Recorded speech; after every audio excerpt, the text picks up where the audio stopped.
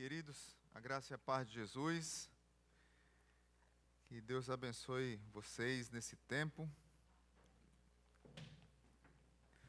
Deus abençoe sua família, nesse tempo de adoração, muito bom esse momento agora de louvor, e nós louvamos o Senhor por isso. Antes da palavra, eu quero registrar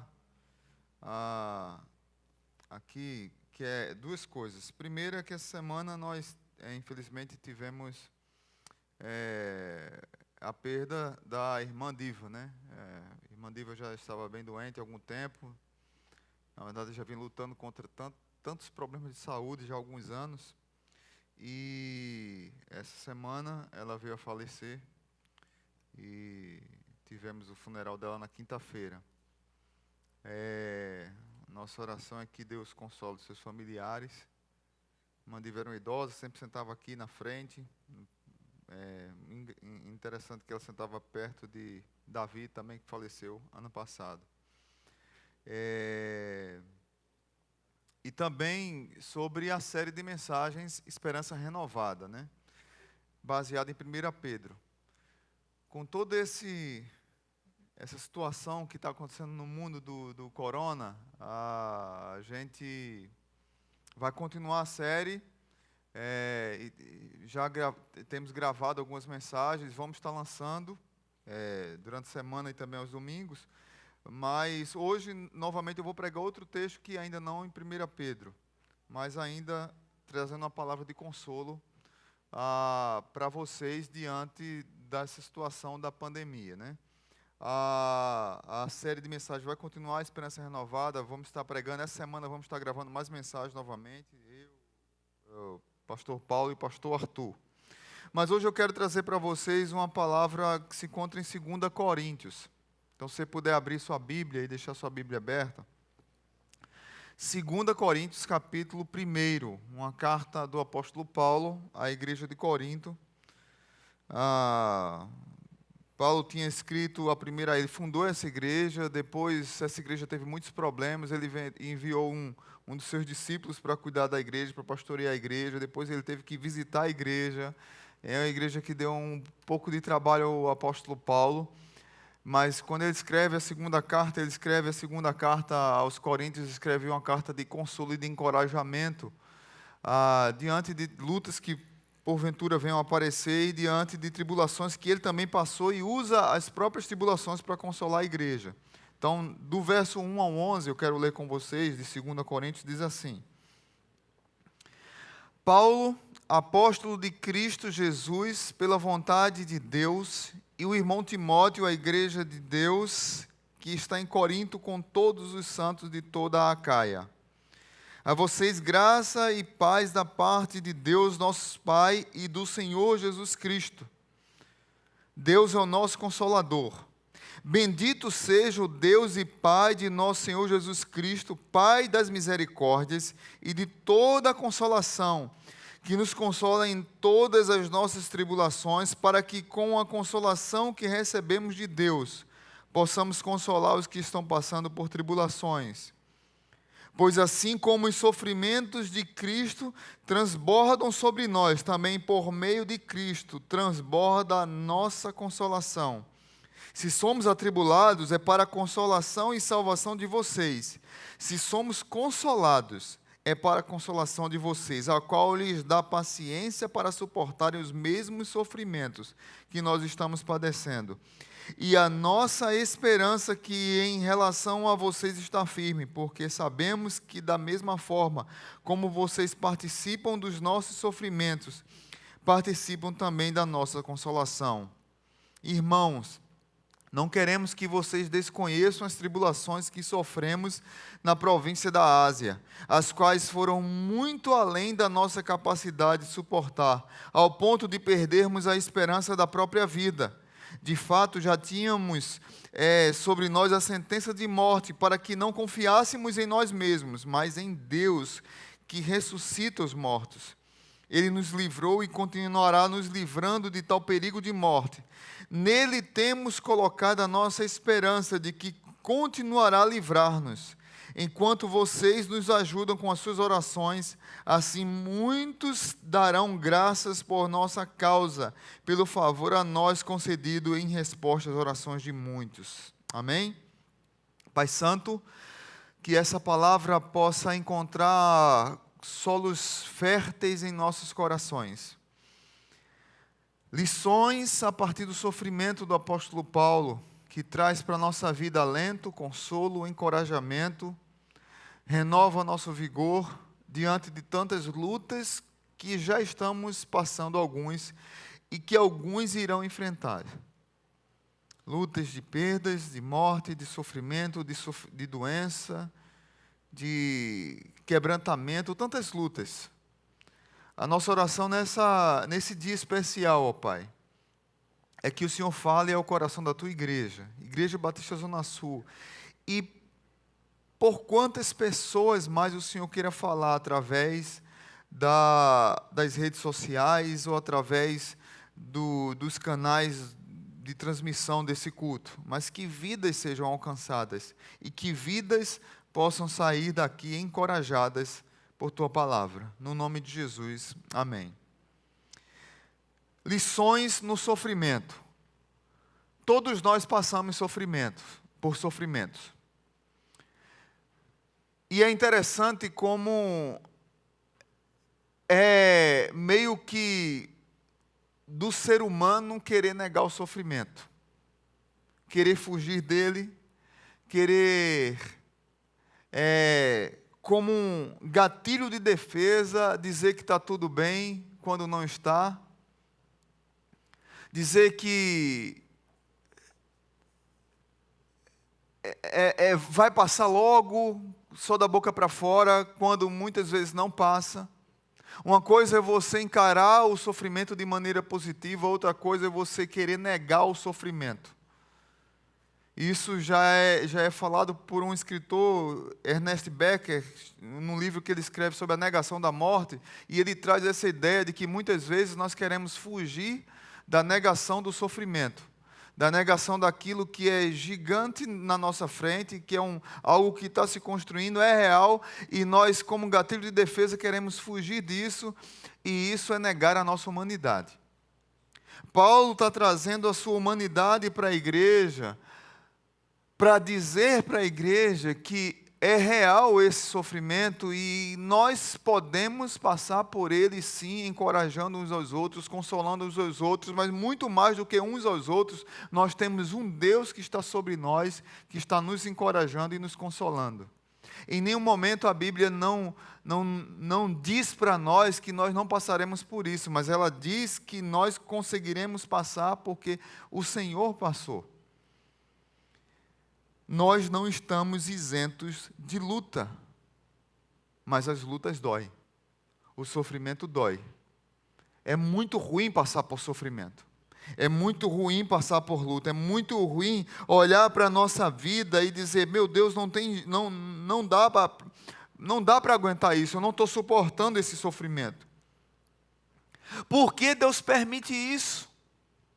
Até quando isso vai durar? Isso é legítimo. Mais de 70% dos salmos, eu não sei se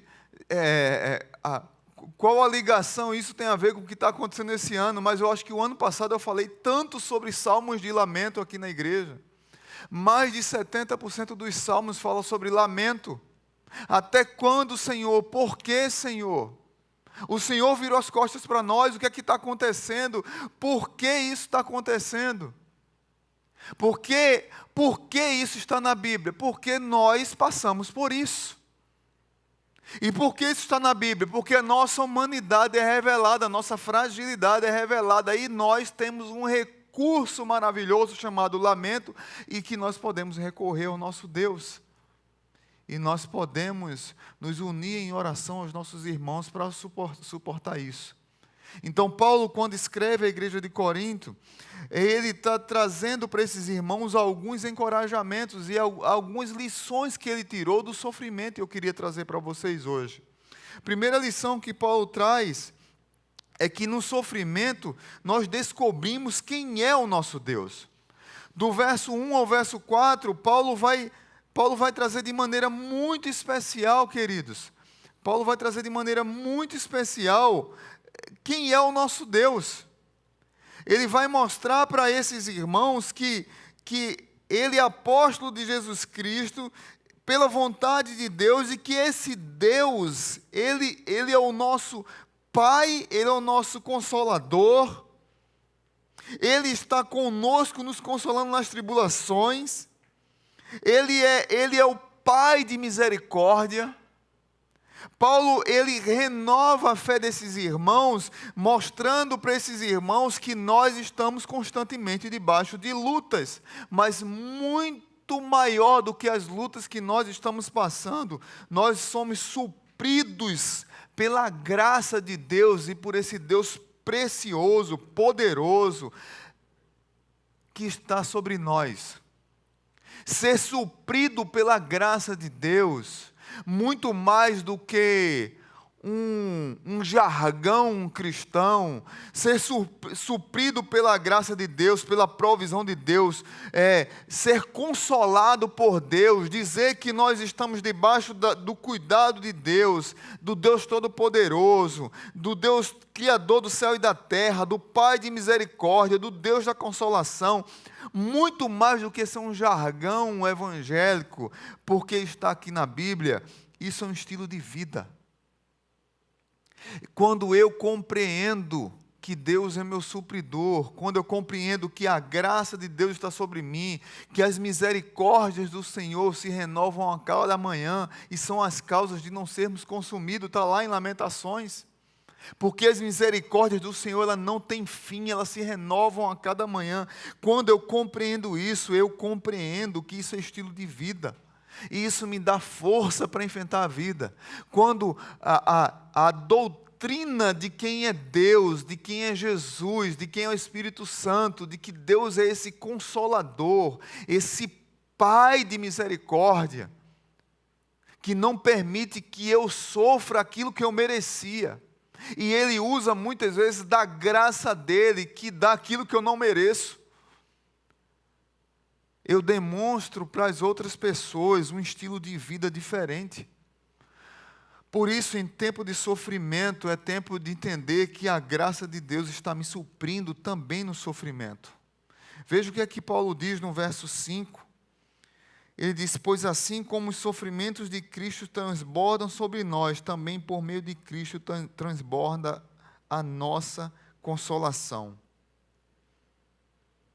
Queridos irmãos, esse Deus poderoso, maravilhoso, Ele nos convida a não fugir das lutas, a encarar as lutas de frente, a compreender que mesmo que esteja doendo, mesmo que a pancada esteja grande, mesmo que nós vamos perder pessoas, chorar, termos lutas terríveis, lágrimas vão cair, mas nós precisamos manter a cabeça erguida.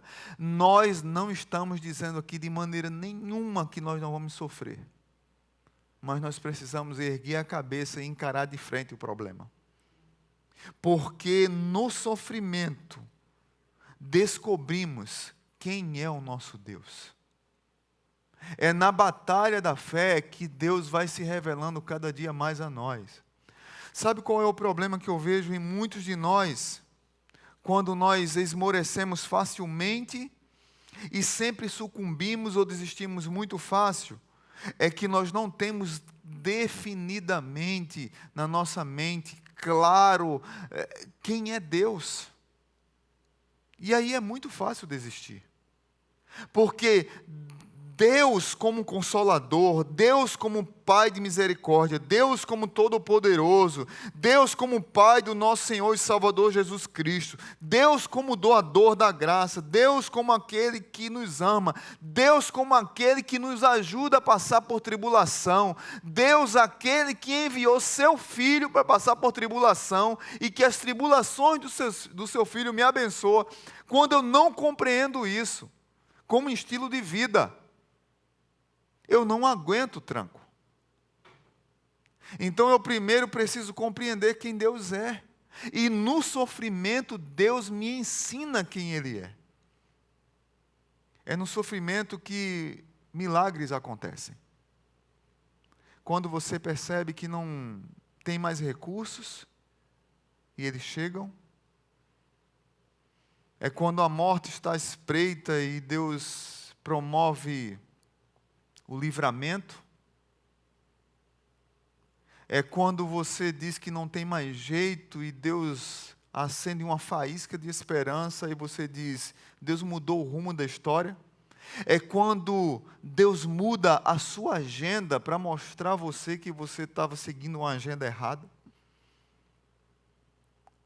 Então, se eu fosse falar aqui de lições no sofrimento, eu poderia falar de tantas, mas a primeira lição que eu queria trazer para você é, no sofrimento, você descobre quem Deus é. Amém? Segunda lição que eu queria trazer para você no sofrimento.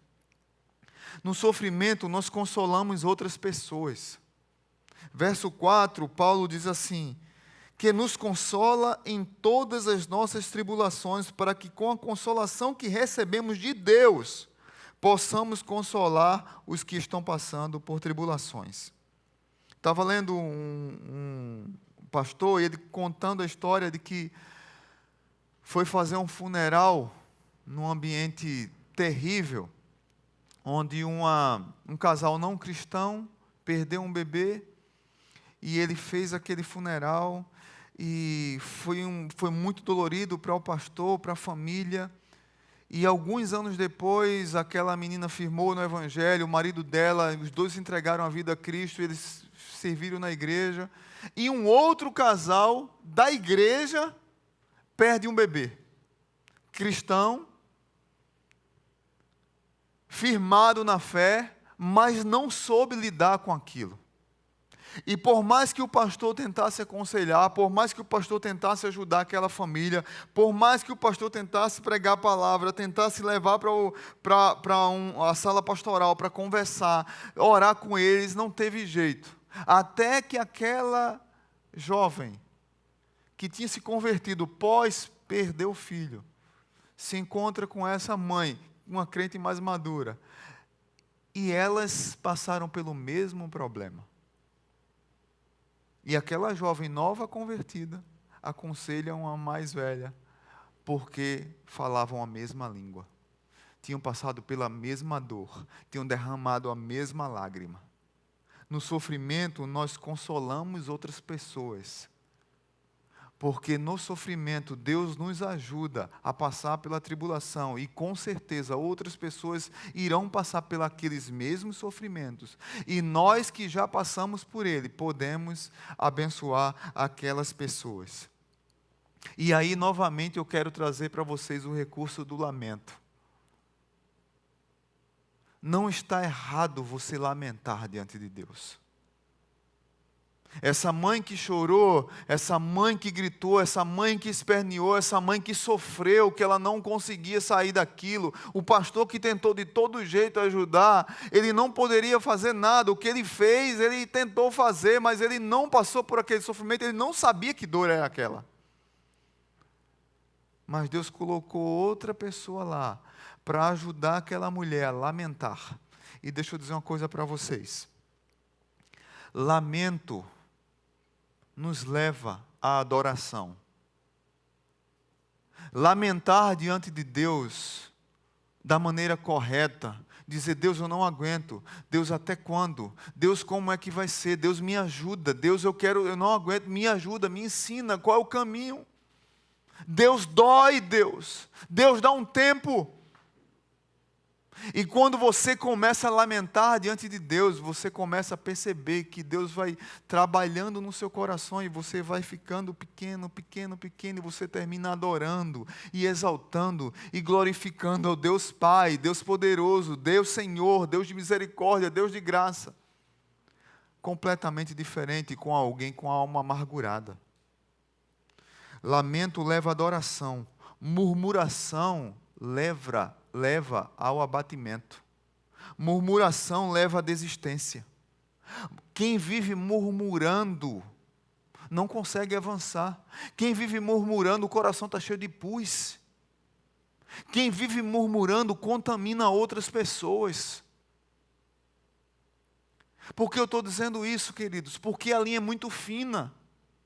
E nós não sabemos o que é que nós vamos enfrentar daqui para frente. Nós não sabemos o que é que virá daqui para amanhã. E nós precisamos ter todo o cuidado para não mudar de lamento para murmuração. Paulo está nos ensinando a lamentar e consolar uns aos outros com os nossos sofrimentos, a entender que eles vão chegar, eles vão passar por nós, não vão pedir licença. Mas Paulo tem convicção plena, e ele diz a partir do verso 5, pois assim como os sofrimentos de Cristo transbordam sobre nós, também por meio de Cristo transborda a nossa consolação. Do mesmo jeito que vem o sofrimento, Deus envia consolação.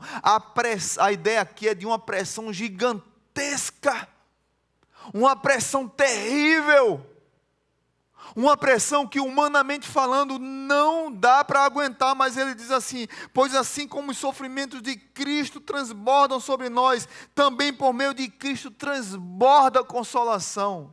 Você não vai passar por uma tribulação maior do que a que você aguenta.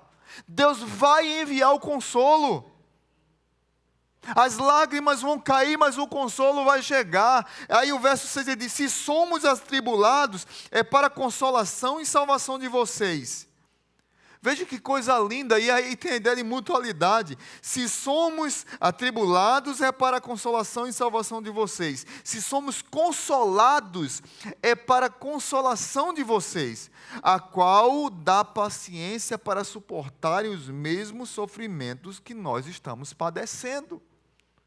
Meu amigo, eu não sei se eu aguentaria passar o que o apóstolo Paulo passou de tribulação. Não sei se você aguentaria. Mas o que Paulo está dizendo aqui, que o mesmo Espírito que consolou ele, o mesmo Cristo que deu tribulação a ele, o mesmo Cristo que morreu na cruz, o mesmo Espírito que ressuscitou Jesus dentre os mortos, que consolou Paulo, Paulo está dizendo para a igreja de Corinto, olha, vocês podem passar, vocês vão consolar uns aos outros, vocês vão abençoar uns aos outros e vocês vão suportar os mesmos sofrimentos que nós estamos passando. Nós aprendemos e nós ensinamos com as situações difíceis da vida.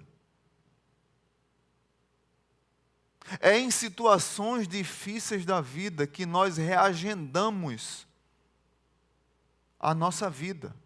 É que nós pegamos a bússola de Deus para nós, porque muitas vezes nós andamos com a nossa bússola. Nós escrevemos a nossa agenda do nosso jeito. E Deus muitas vezes quer mudar a nossa agenda. É no sofrimento que nós reestruturamos nossa vida. Ou seja, Paulo está querendo dizer aqui para mim e para você, que o sofrimento é pedagógico. E que o sofrimento nos ensina a caminhar. Semana retrasada, eu tive que ir para Recife para um encontro do Projeto Timóteo. E eu fiquei muito impactado com a atitude do pastor Mike Gorin, um dos maiores missiólogos do mundo, um homem que influencia várias gerações de pastores, escritor, estava com a esposa dele, pastoreia a gente, se submeteu a pastorear a gente por 4 anos. Acho que ele tem 67 anos. E quando estava naquele início do corona, a gente pensando, cogitando cancelar o evento, porque se ele não voltasse para os Estados Unidos ou para o Canadá naquele período, ele ia atrasar a volta dele uns 15 dias ou um mês. E ele teve 35 minutos para decidir. Estava com a sua esposa, ele tem 6 ou 8 filhos, não sei quantos netos, todos esperando ele, e ele, a esposa, e pedindo para ele voltar, volta vovô, volta papai, volta mamãe, e eles oraram ali com o nosso grupo, e em 35 minutos eles decidiram que eles tinham compromisso com alguns pastores jovens do Brasil, e ele queria cumprir a agenda de Deus no Brasil, não sabia quando ia voltar. Eu não sei se eu teria coragem de fazer isso. mas como aquele homem me ensinou. E todos nós, pastores mais jovens, ficamos constrangidos. E aí? O homem não voltou e a gente não vai? Por que a gente cogitou não ir? Eu disse, não, eu tenho que ir. Eu tenho que honrar a atitude desse homem. Como foi bom para mim aquilo? Porque talvez eu não teria aquela coragem. Como me ensinou num tempo de tribulação, uma pessoa que está nessa idade, não estou dizendo que ele foi irresponsável, porque não foi, na verdade ele não foi até bom ele não pegar avião naquele período. O que eu estou querendo dizer é que quem faz a agenda dele é Deus. Quem faz a minha agenda é Deus. E nós criamos, pós-iluminismo, nós desenvolvemos, eu tenho falado isso aqui na igreja faz 10 anos, nós desenvolvemos um preconceito contra o sofrimento. Paulo está dizendo aqui para mim e para você, no sofrimento você ensina, no sofrimento você consola, no sofrimento você suporta, no sofrimento você salva, no sofrimento você ajuda, no sofrimento você cresce, e crescer dói. Tem pais que não conseguem deixar seus filhos crescerem no sofrimento. Quantos casais a gente tem que aconselhar idosos, até gente idosa que tem que teve uma instrução melhor do que as nossas. Não, porque meu neto não pode entrar no cemitério. Meu Deus! Meu neto não pode entrar no hospital, porque não pode ver alguém doente. Meu filho não pode ver sofrimento. Nós estamos destruindo uma geração que não consegue passar por lutas, que não consegue lutar as próprias lutas, porque sempre estamos querendo proteger, colocar um círculo ao redor, uma zona de vidro ao redor para proteger essas crianças, esses jovens. Uma coisa é você protegê-los da maldade, outra coisa é você protegê-los dos sofrimentos da vida. Os sofrimentos virão, irmãos.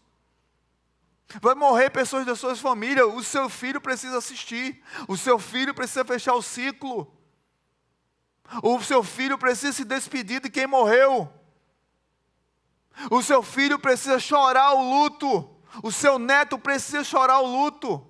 O seu neto precisa saber que vovô, que vovó vai morrer um dia, que está em sofrimento, que está numa cama. Você precisa ensinar seus filhos que as dificuldades financeiras acontecem, que tem dia que a conta não fecha, que precisa racionar, que precisa desligar um chuveiro elétrico para economizar. Eles precisam passar por isso, para entenderem que a vida não é um conto de fadas. Mas nós estamos criando os nossos filhos em contos de fadas e queremos poupá-los do sofrimento. E quando queremos poupar os nossos filhos do sofrimento, nós não permitimos que eles passem por experiências.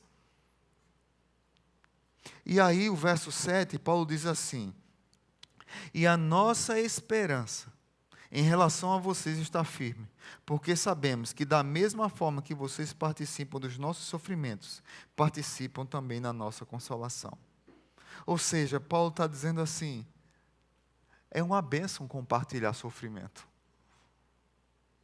Porque do mesmo jeito que você participa do sofrimento, você participa da consolação.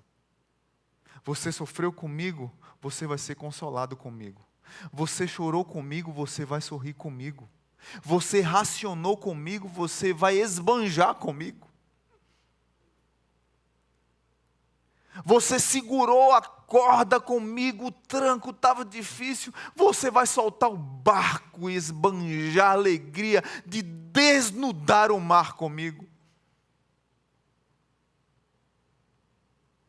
Você estava comigo no miúdo, no sofrimento, naquela lágrima. Você vai sorrir, vibrar comigo lá na frente. O mesmo Deus que esteve conosco nessa hora de luta, Ele vai estar conosco na hora do sofrimento, e nós vamos estar juntos passando por isso. Muitas pessoas me perguntando: pastor, como é que vai ser daqui para frente? E a igreja? Eu disse: eu só tenho dito uma coisa para os irmãos: a igreja vai sair mais forte dessa. A igreja vai sair mais forte, o povo de Deus vai sair mais forte dessa. É isso que eu tenho dito para quem me pergunta. Nós precisamos olhar para dentro de nós mesmos e refletir muitas coisas, mas uma coisa eu tenho certeza: nós vamos sair mais forte dessa. Eu lembro de José no Egito, que quando foi vendido pelos irmãos como escravo, que sofrimento terrível. Imagina um jovem sendo vendido para o Egito, para uma nação inimiga, para uma nação que fez o povo de Israel sofrer tanto, mas ele foi vendido, depois se tornou governador para salvar os seus próprios irmãos. O sofrimento dele serviu de consolação para o seu pai e para os seus irmãos. O sofrimento de José serviu de consolo e de suprimento de graça, suprimento de cereal, suprimento material, suprimento de proteção para os seus irmãos. O sofrimento de José, a prisão de José, a venda absurda de José, a perseguição dos seus irmãos contra o próprio José, serviram de consolo para o povo de Israel. Não dá para entender muitas vezes os planos de Deus. Não dá para explicar muitas vezes a maneira que Deus age, as voltas que Deus dá no mundo, as mudanças de agenda que Deus faz na nossa vida, as pandemias, as dificuldades que chegam, os sofrimentos que chegam, as mortes que chegam. Não dá para compreender muitas vezes, mas o que dá para entender é que Deus está no controle de todas as coisas. Deus não perdeu o controle das coisas. Deus não deu uma corda no relógio e abandonou o mundo. Deus continua controlando todas as coisas. Paulo está trazendo para a minha vida e para a sua que no sofrimento nós consolamos uns aos outros. Mas nós só conseguiremos consolar uns aos outros no sofrimento se nós compreendermos quem é Deus.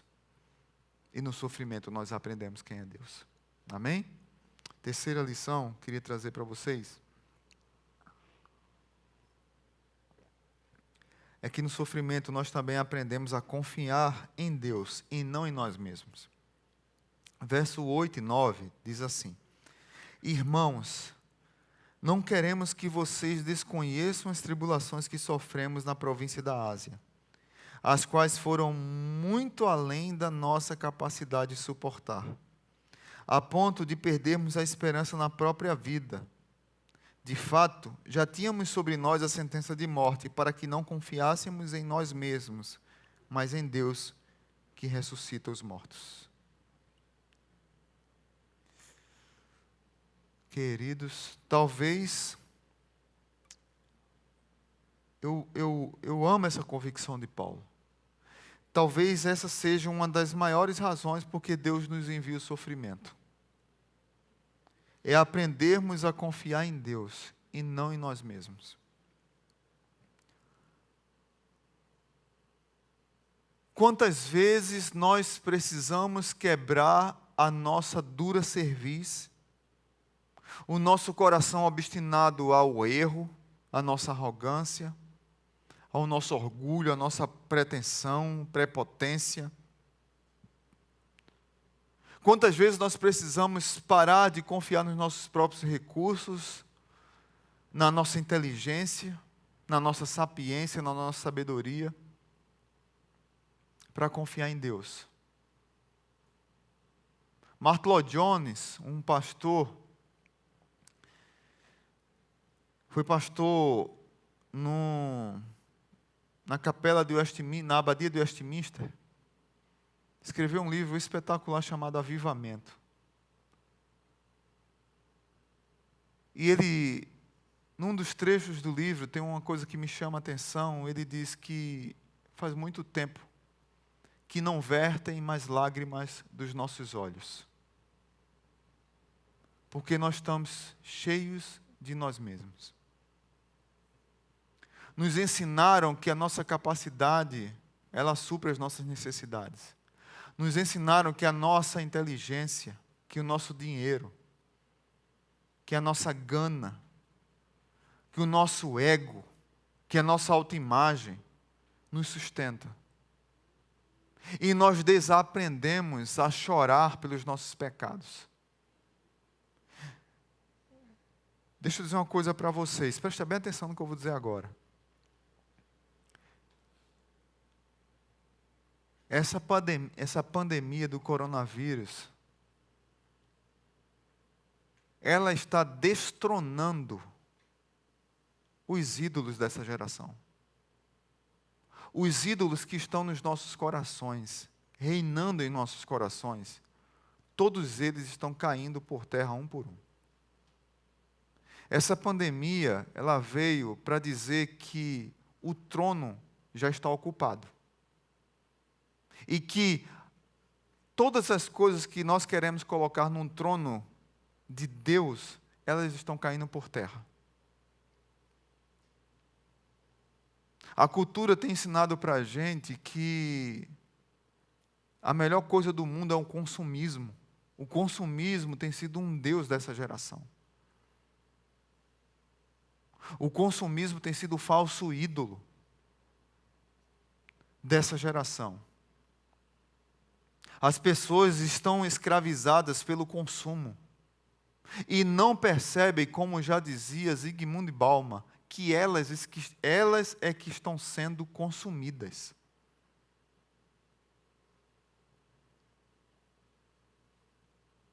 Mas o consumismo está sendo destruído nessa pandemia.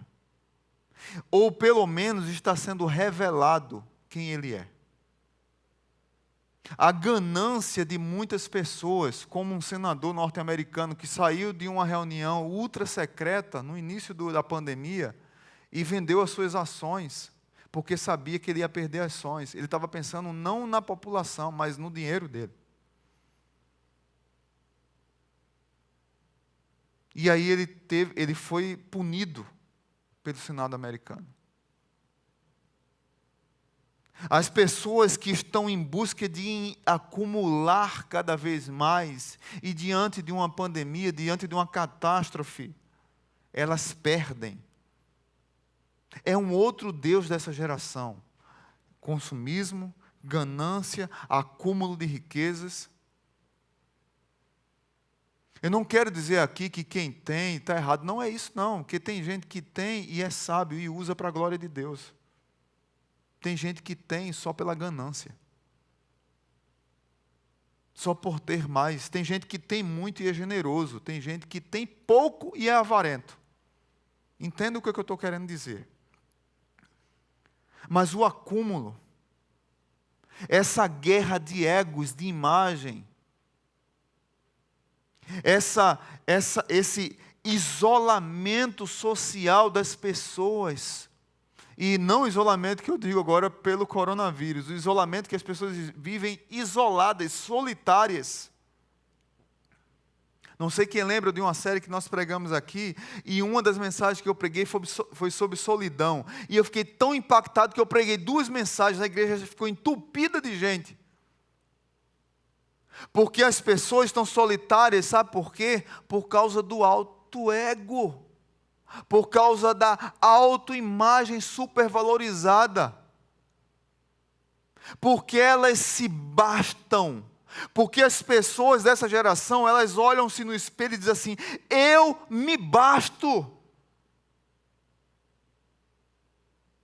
E aí criam estruturas para viverem solitárias, com uma falsa imagem nas redes sociais, quando a vida é completamente destruída, porque se acham autossuficientes. E escravizadas pela solidão e por elas mesmas. Esse é um outro ídolo que está sendo destronado na pandemia de coronavírus. Sabe por quê?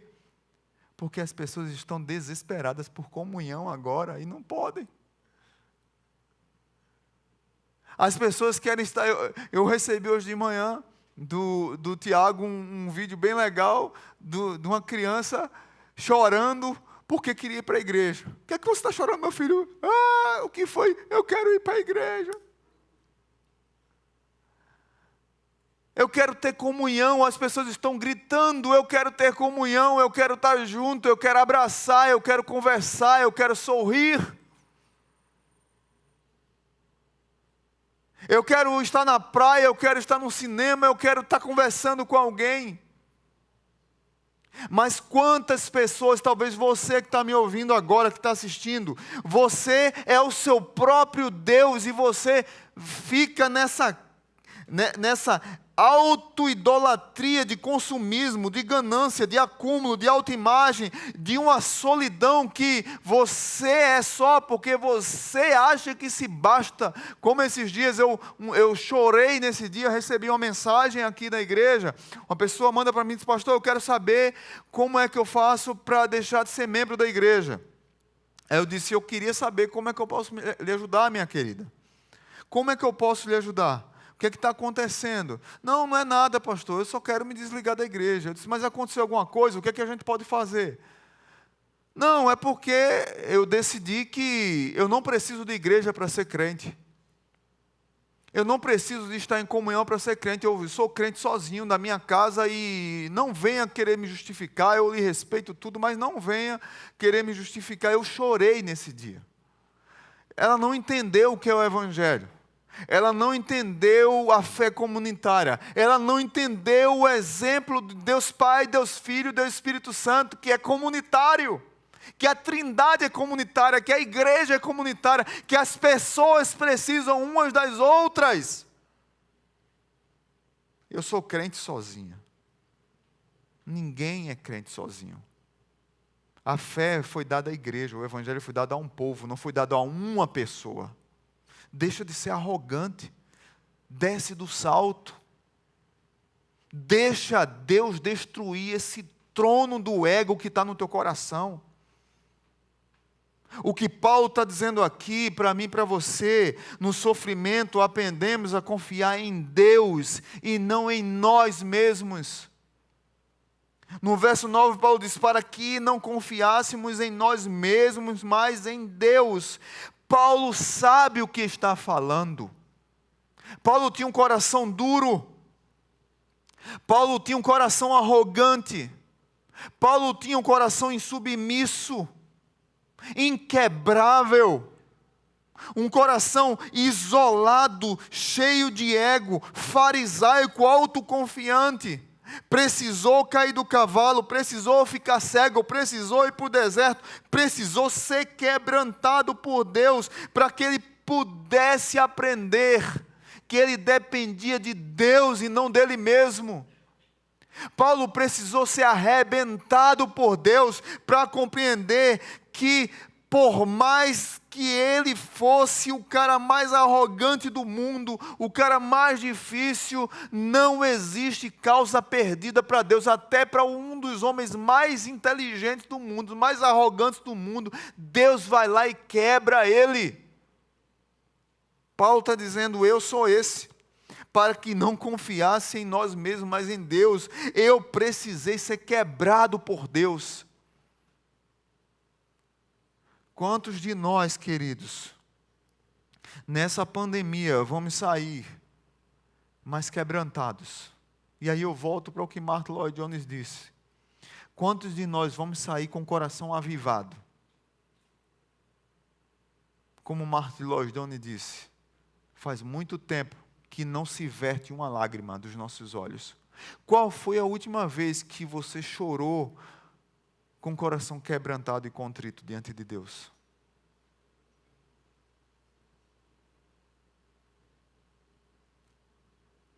Qual foi a última vez que você lamentou por coisas que você disse que não deveria ter dito? Qual foi a última vez que você pediu perdão por algo errado que você cometeu? Qual foi a última vez que você reconheceu que estava errado?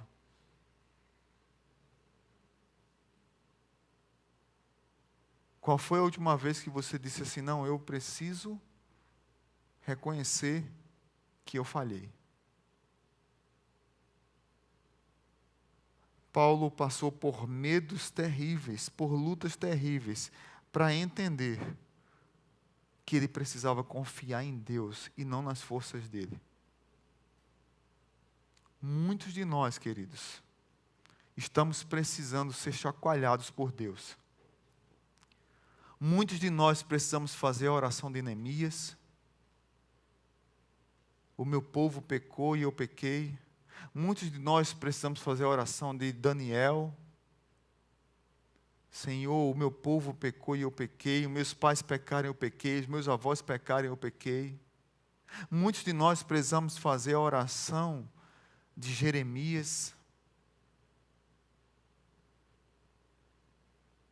Nós precisamos ter um coração mais humilde e acabar com a autossuficiência, porque na hora da tragédia, meu amigo, não tem pobre, não tem rico, não tem inteligente, não tem intelectual, não tem formação.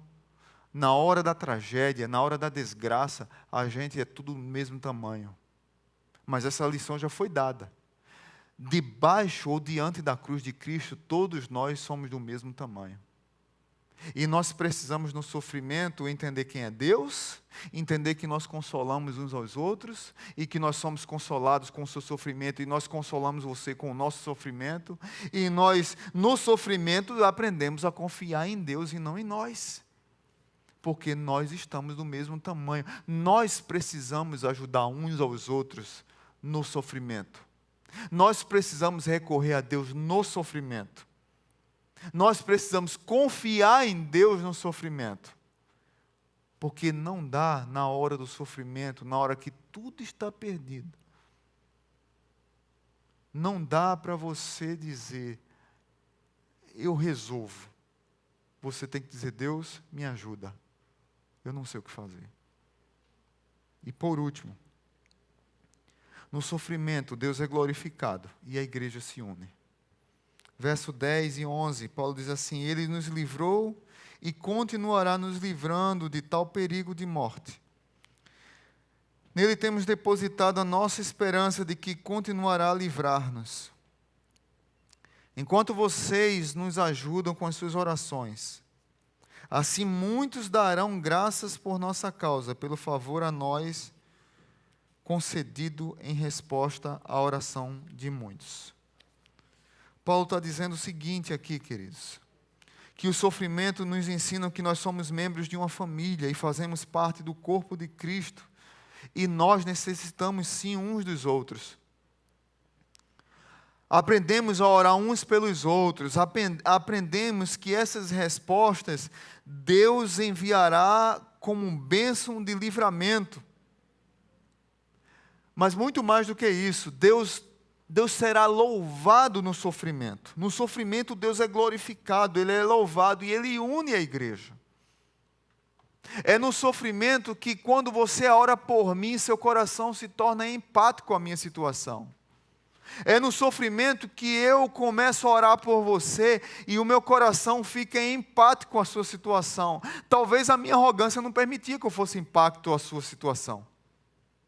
Talvez o mundo apressado que eu vivo, louco, que não permite que eu pare, que eu ore, que eu chore, que eu jejue, que eu derrame lágrimas por você.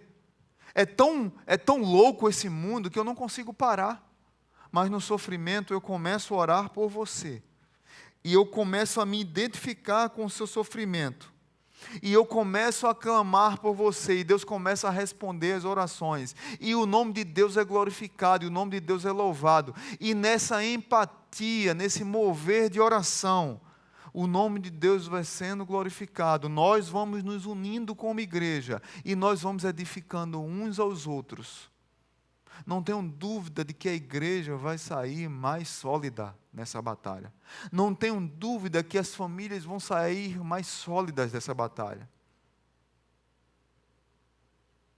Não tenham dúvida que a família vai sair mais comunitária. Ou não, né?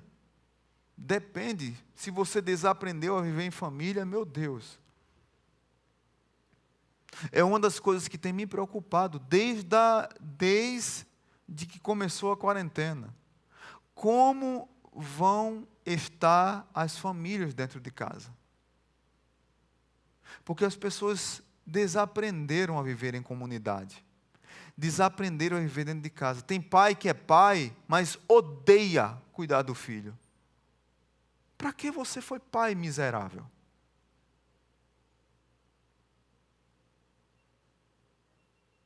Para que você casou? Por que você não morreu na sua arrogância e na sua autossuficiência?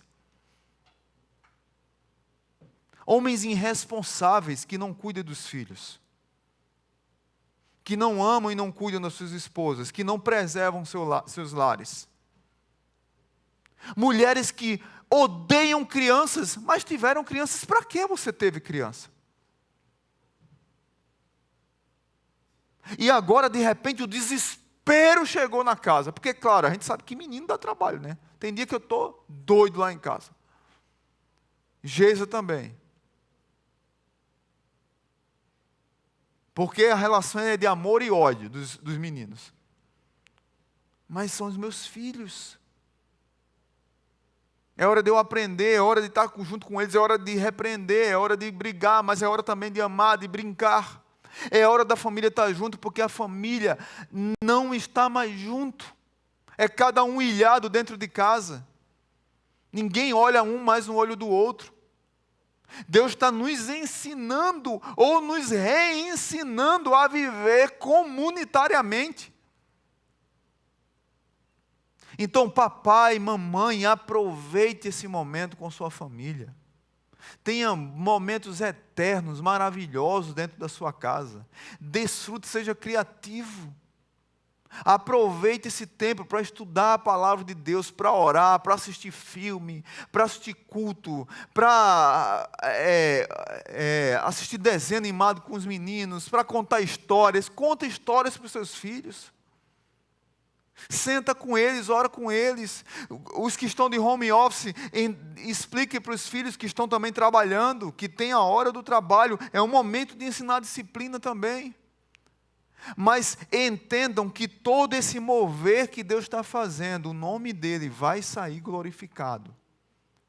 Os ídolos dessa geração irão perder seus tronos, para aqueles que se submetem a Deus. A igreja vai sair mais unida. O povo de Deus vai sair mais unido. Mas o nome de Deus nunca vai deixar de ser louvado e glorificado.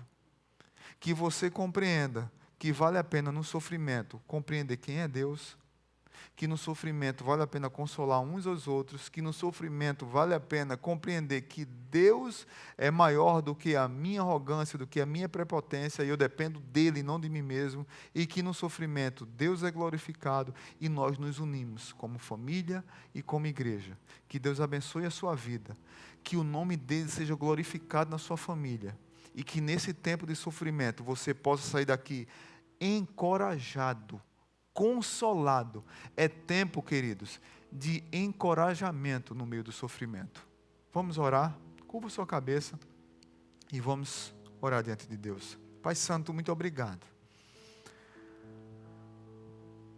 Chega nesses corações, Pai. Corações que talvez estão arrebentados, porque desaprenderam a viver em comunidade, porque desaprenderam a saber quem Deus é, porque desaprenderam a consolar uns aos outros, porque desaprenderam a abraçar, a chorar, a se arrepender dos pecados. Pai, nos ajuda a sermos como seres comunitários. Numa geração que tem idolatrado a solidão, mas na verdade são frustrados. Nos ensinaram solidão quando nós tínhamos o recurso da solitude. Nos ensinaram a solidão porque na solidão nós somos o nosso próprio Deus. E nessa solidão tem muita gente doente, arrebentada. Tem muita gente consumista, idólatra, gananciosa, que tem uma autoimagem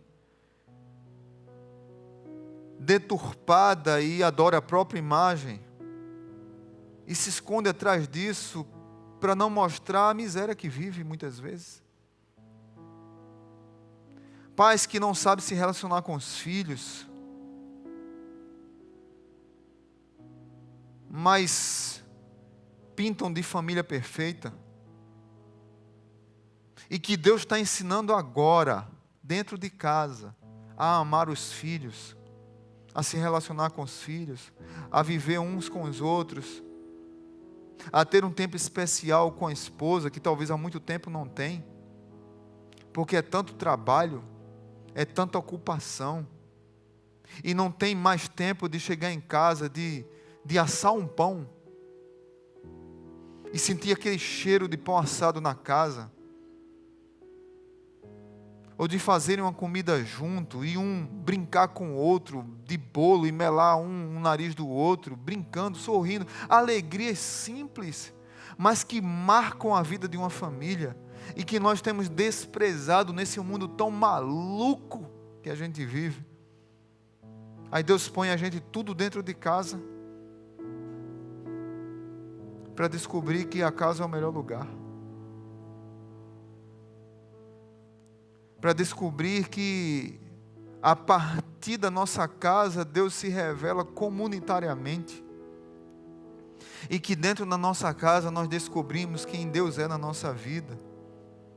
E que nós precisamos uns dos outros, para que nós possamos sair da nossa casa olhando para a sociedade, olhando para a igreja, e fora da nossa casa entendermos que Deus é Deus, e que nós precisamos uns dos outros, e que nós precisamos da comunidade igreja, e que nós precisamos compreender que nós não somos nada, nós somos pó, e que só o fato de nós respirarmos é só pela vontade de Deus, e pelas misericórdias dele que se renovam a cada manhã.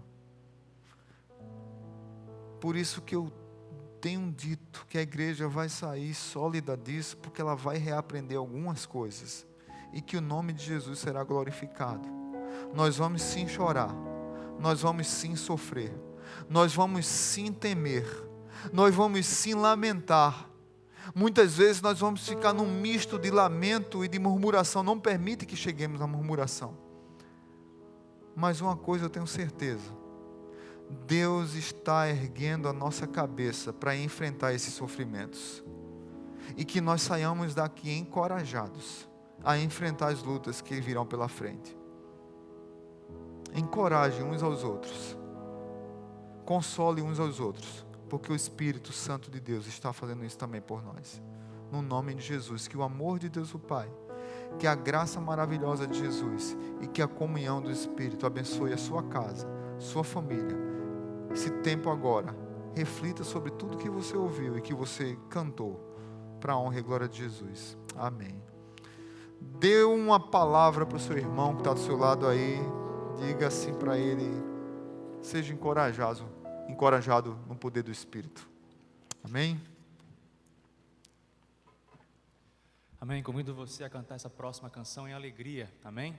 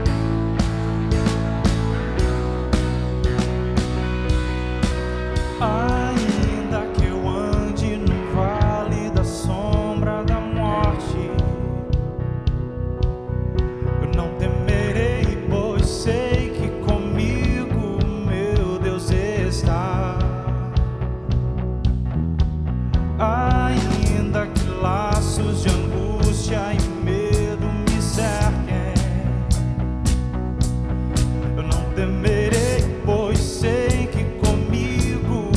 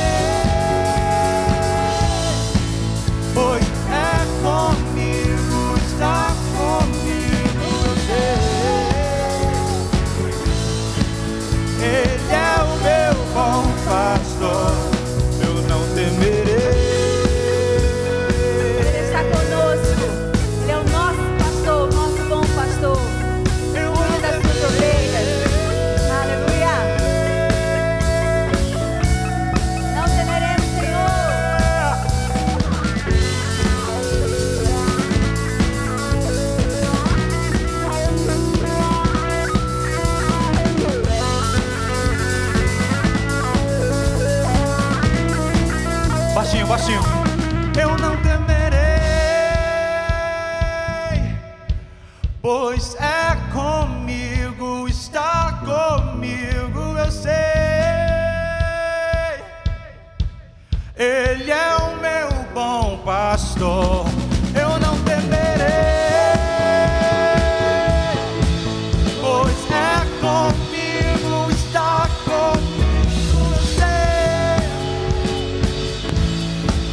Ele é o meu bom pastor.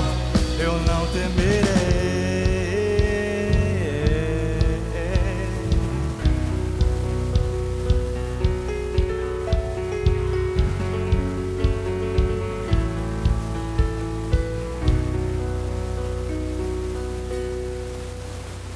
Glória a Deus. Tenhamos todos uma semana na paz do Senhor. Aproveite sua família e aproveite para buscar mais e mais o Senhor. Boa semana a todos. Amém.